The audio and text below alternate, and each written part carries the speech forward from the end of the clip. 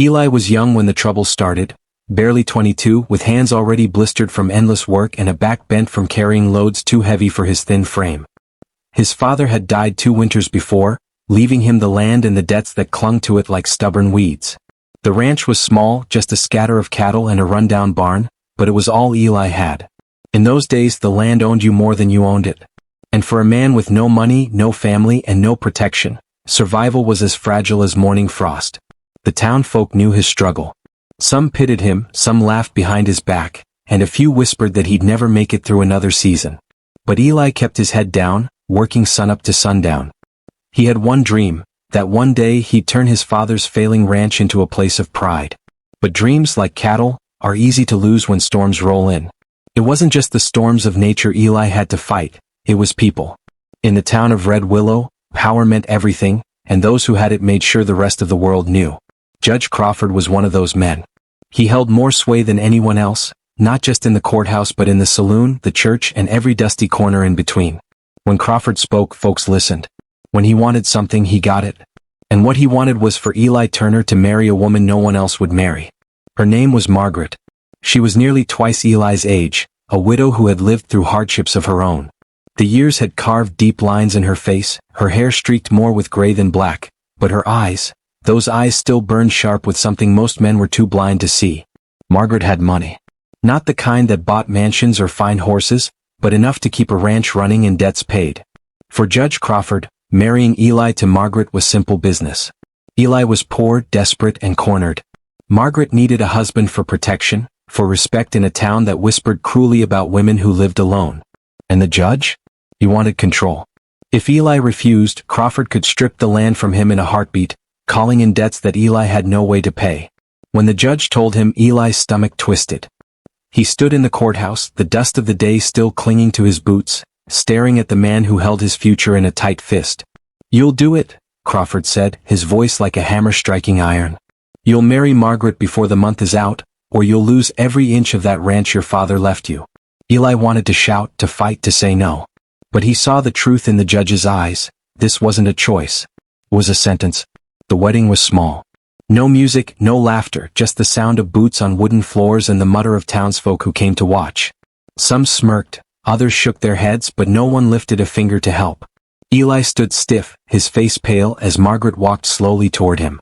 She held herself tall, not with pride, but with a dignity that seemed to cut through the whispers.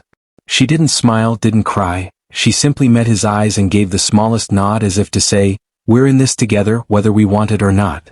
That night, after the ceremony, Eli sat outside the cabin staring at the sky. The stars stretched endless, but instead of freedom, he felt trapped. His heart ached with bitterness. He had never dreamed of a love story, but he had at least hoped for choice. Now that hope was gone. Margaret came out quietly, a shawl wrapped around her shoulders. She didn't speak right away, just sat near him, watching the horizon. Finally she said, "I know you didn't want this, Eli, and I won't pretend I wanted it either. But life doesn't care much for what we want. It only gives us what we can endure." Her words settled heavy in the night air. Eli didn't answer, but something in him softened. For the first time he saw not just an older woman forced into his life, but another soul carrying her own scars. Days turned into weeks, and Eli discovered things he hadn't expected. Margaret worked hard, harder than many men he knew. She rose before dawn, mended fences, cooked meals, and even took to the fields when the cattle scattered. She wasn't delicate, but steady like the land itself. And though the town mocked them, whispering behind their backs, Margaret didn't bend to their cruelty. She walked through the streets with her head high, daring anyone to shame her. At first Eli kept his distance. He spoke little, kept his anger tucked away like a knife. But slowly the edges began to dull.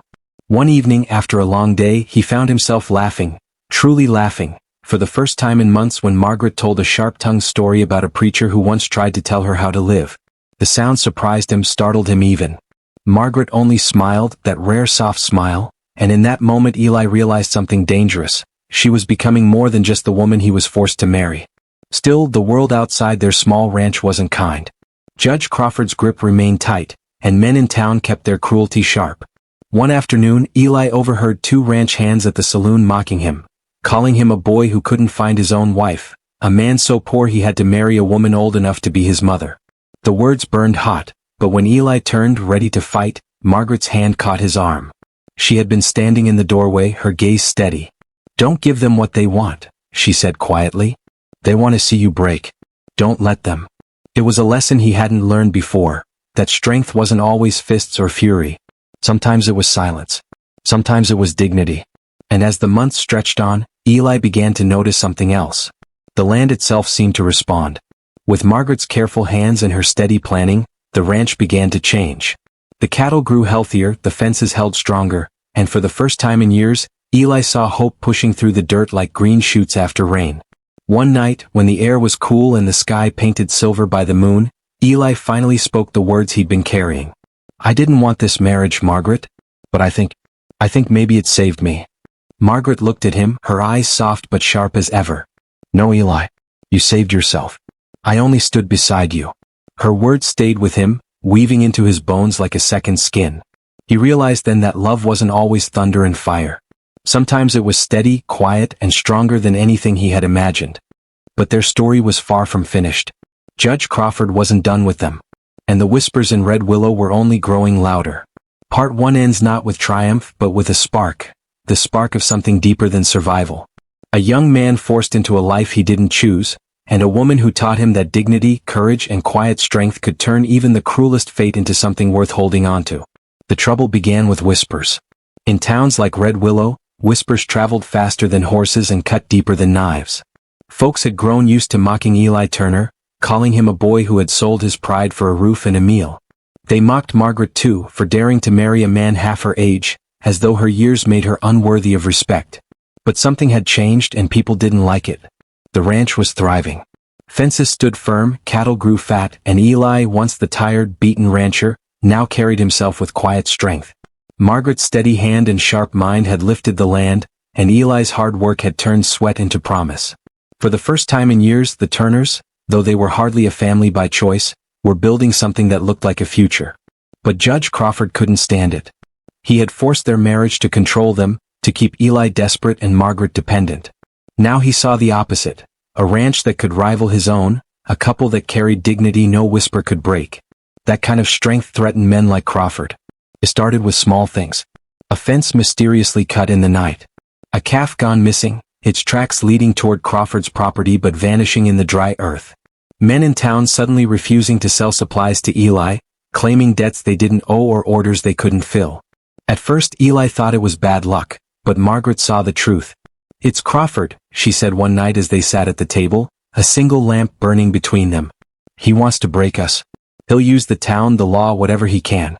He's not finished." Eli clenched his fists. "Then let him come. I won't bow to him again." But Margaret reached across the table, laying her hand over his. Her skin was rough, her fingers calloused, but her touch was steady. Strength isn't always in fighting, Eli. Sometimes it's in standing so tall that even a man like Crawford can't move you. Her words carried him through the hard days. Still, the weight pressed heavy. The town was divided. Some folks began to respect Eli, seeing how hard he worked and how Margaret faced the world with unflinching dignity. But others clung to Crawford's shadow, fearful of crossing him. In saloons, men muttered that Eli was nothing without his wife's money, that he was still just a boy playing at being a man. One evening Eli couldn't take it anymore. He rode into town, his jaw set, and walked straight into the saloon. The piano stuttered to silence and eyes turned toward him. "I've heard enough of your talk," Eli said, his voice steady but loud enough to cut the smoke-thick air. "Yes, I married Margaret. Yes, she's older. And yes, without her I wouldn't have this ranch. But you tell me, what man among you wouldn't fight to keep his land, to honor his father's name, to build a life out here where everything tries to take it from you? You call me weak? Then look again. Because I've worked every day, bled on that dirt, and stood beside a woman who works harder than any man here. If that makes me less, then so be it. But I'll not hang my head in shame for surviving." For a long moment, silence hung heavy. Then from the back an old farmer raised his glass. "To Turner," he said. "May his cattle stay fat and his fences hold."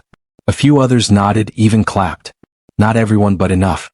Eli left the saloon with his head higher than before. Margaret was waiting when he returned, her eyes searching his. He told her what he had said, and for the first time she laughed, a deep, full laugh that shook years of sorrow from her shoulders. But Judge Crawford was far from done. One morning Eli found papers tacked to the door of the cabin. Legal papers stamped with Crawford's seal. They claimed that Eli still owed debts from his father, debts Crawford had conveniently uncovered. If Eli couldn't pay, the ranch would be seized. Eli's chest burned with fury, but Margaret only studied the papers carefully. "It's a lie," she said. "But lies backed by power can ruin a man." "What do we do?" Eli asked. She looked up at him, her eyes sharp as ever. "We fight. Not with fists. With truth. With courage. With the town." The weeks that followed were some of the hardest in Eli's life. Crawford dragged him into court, standing tall in his black coat, spinning words that made Eli sound like a thief living on borrowed land.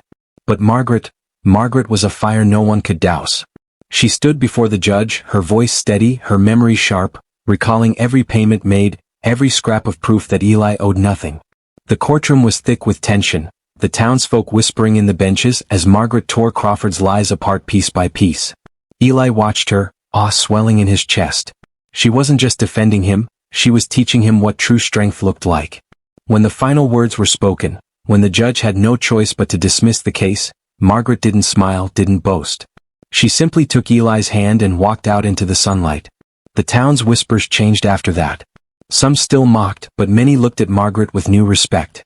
They looked at Eli differently too, not as a boy forced into marriage, but as a man standing with a woman who had proven her worth. In time, love grew, not sudden, not like a wildfire, but like slow rain that soaks into the soil, unseen but life-giving. Eli found himself looking at Margaret not with bitterness, but with gratitude.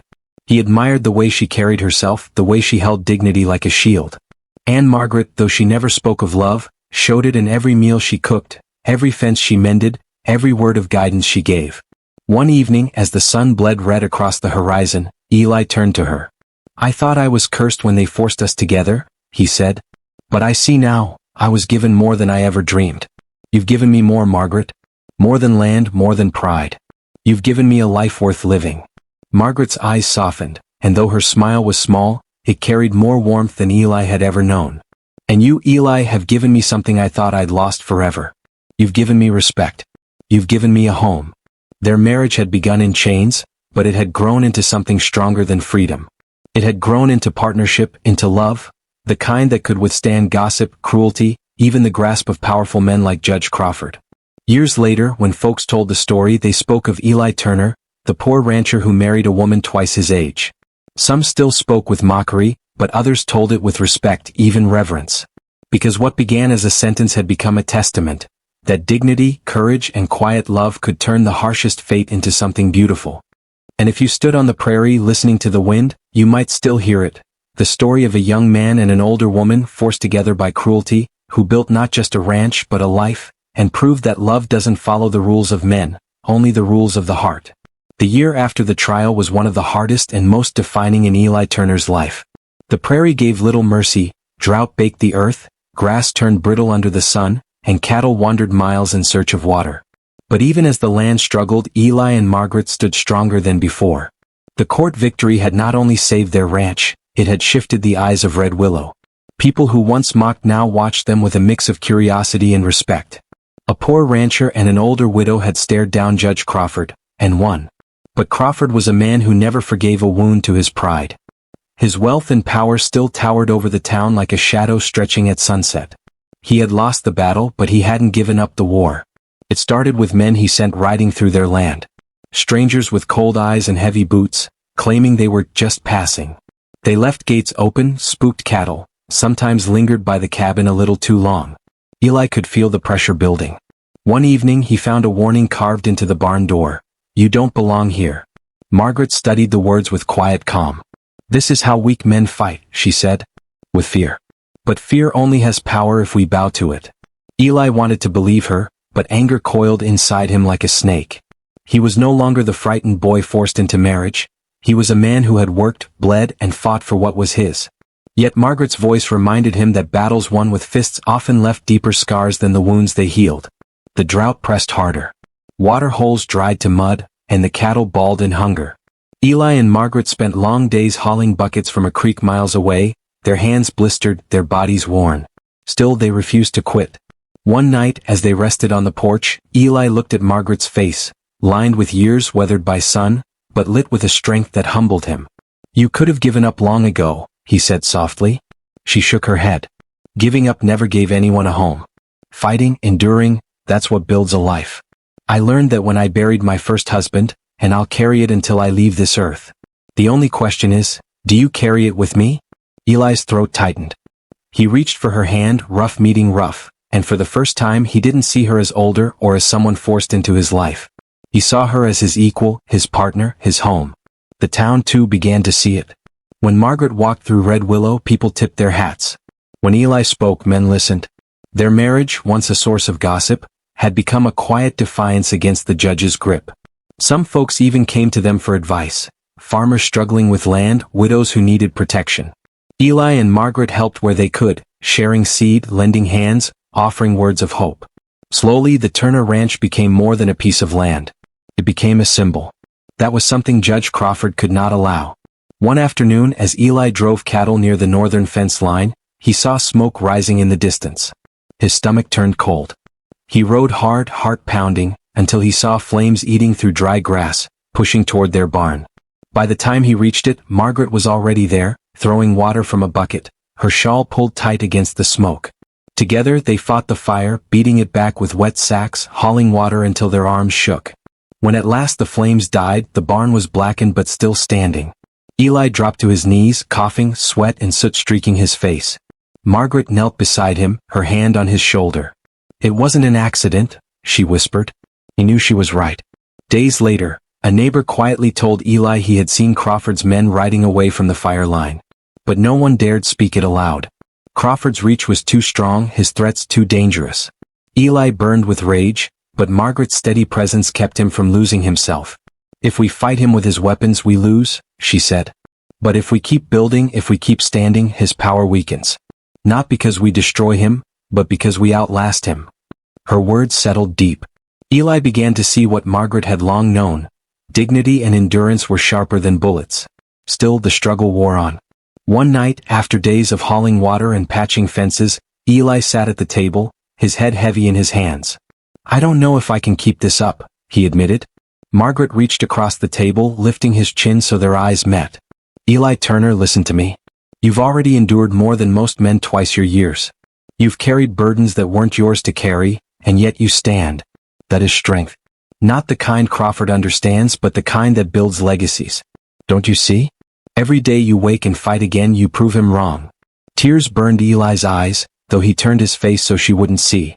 He wasn't the boy who had been forced into marriage anymore. He was a man reshaped by hardship, by love that grew in silence, by a woman who taught him that survival itself was victory. The months rolled on and slowly the drought broke.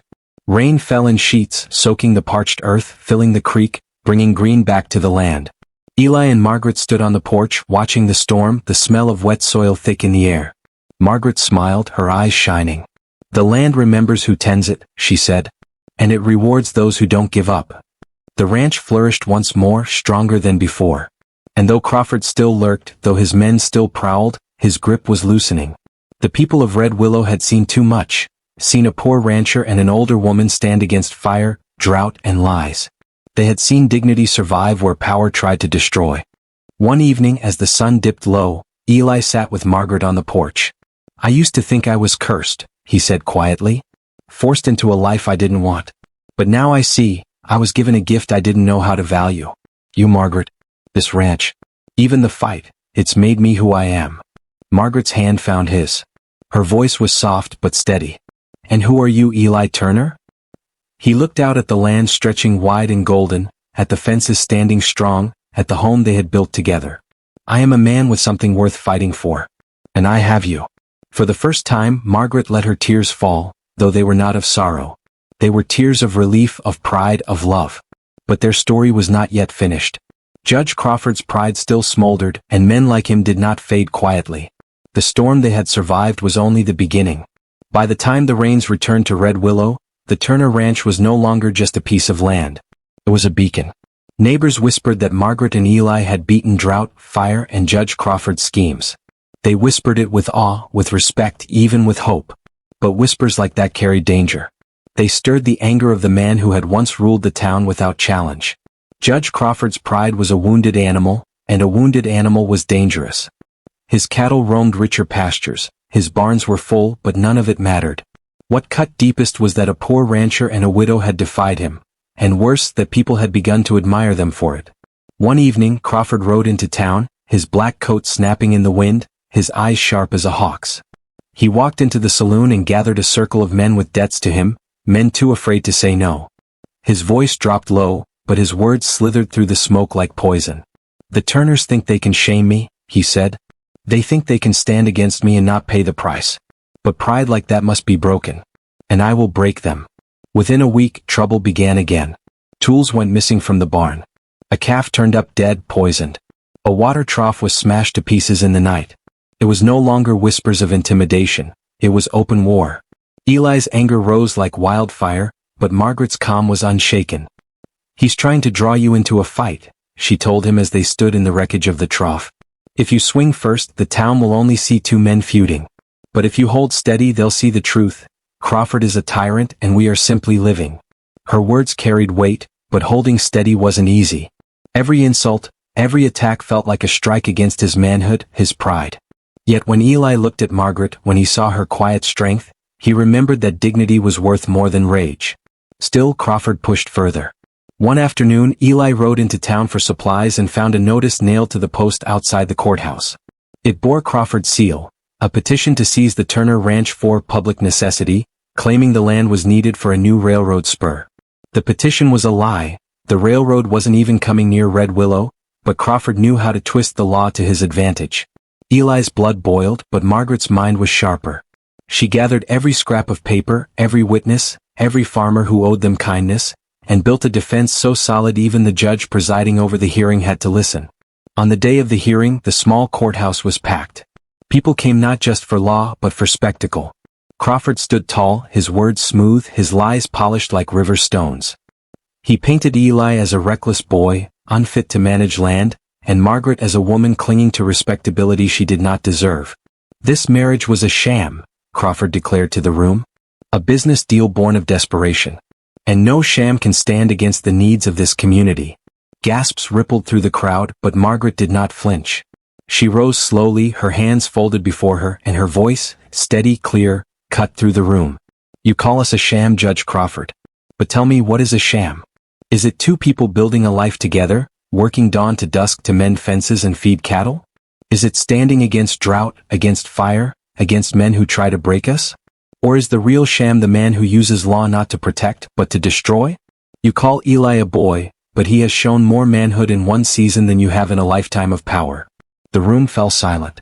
Eli's chest swelled with pride as he listened, her words weaving strength into his very bones. Crawford's face flushed red, his jaw tight, but even he could not argue against the tide turning in that room. The petition was struck down, and the Turners walked out of the courthouse to the sight of neighbors tipping hats, murmuring respect.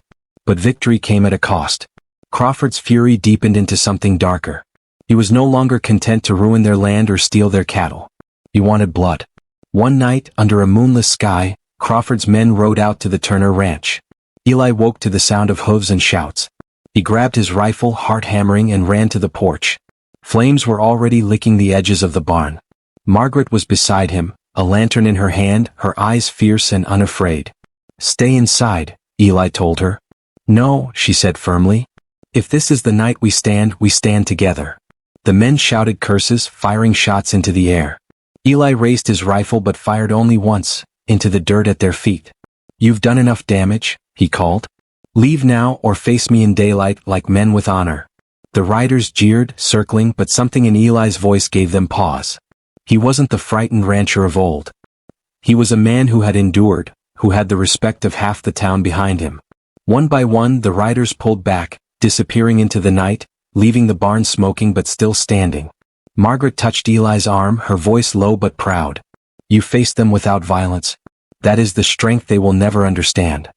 Word of the attack spread through Red Willow by morning. For the first time the town began to shift openly. Men who had once bowed to Crawford's power now whispered about his cruelty. Women who had been silent began to speak Margaret's name with respect. The Turners had faced fire and fury and still they stood. But Crawford, cornered and humiliated, was not finished. Eli knew the storm was not over. It was only gathering strength. And as the sun rose over the prairie, painting the land gold, he tightened his grip on Margaret's hand. Whatever came next, Whatever fury Judge Crawford unleashed, they would face it together. For in the heart of hardship, Eli had found not just survival, not just dignity, but a love that bound him stronger than chains. And no judge, no fire, no drought could take that from him. By the time autumn rolled across the prairie, the Turner Ranch had survived more than most thought possible. Drought, fire, lies, and midnight riders, still it stood.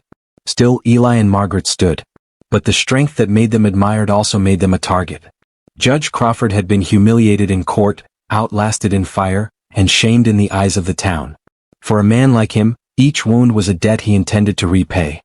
At first, his revenge came quietly.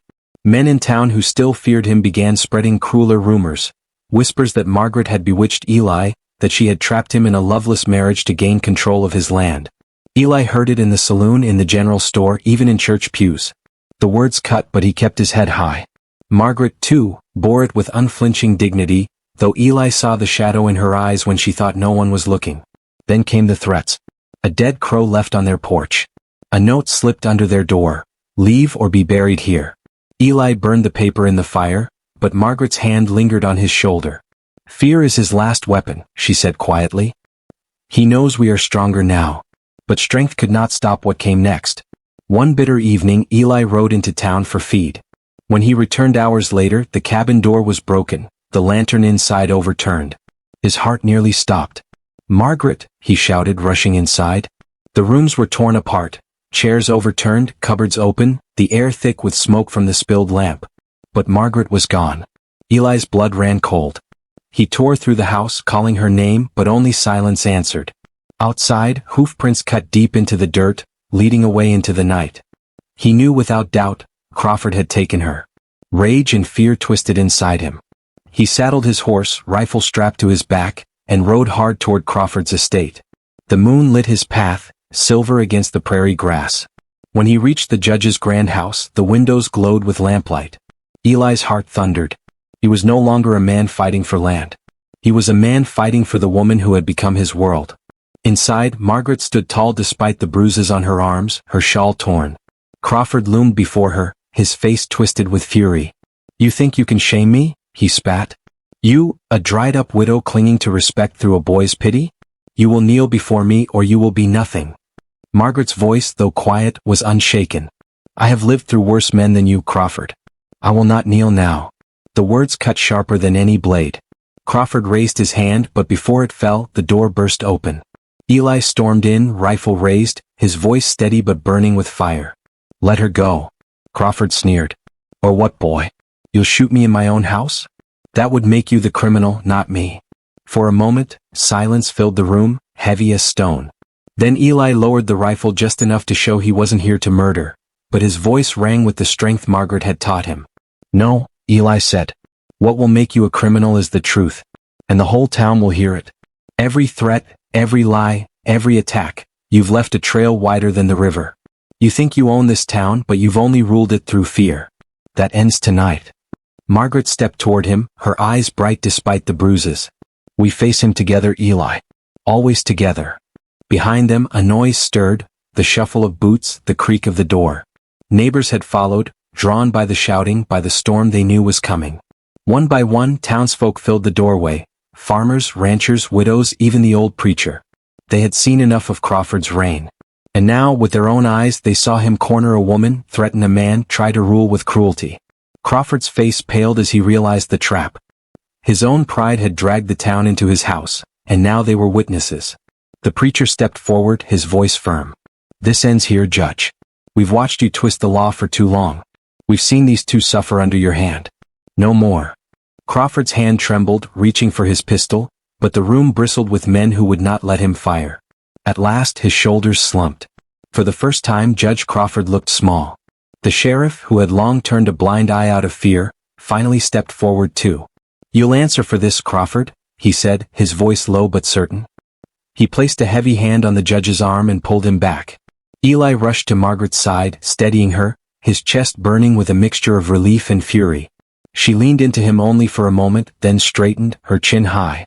"You see," she whispered. "Fear only rules until courage stands against it." By morning the town was buzzing. Some still feared Crawford's influence, but the tide had turned. He was no longer untouchable. The Turners had faced his darkest blow and survived, not alone, but with the town finally waking from its silence. That evening, as Eli and Margaret sat on the porch, the prairie stretching endless before them, Eli turned to her.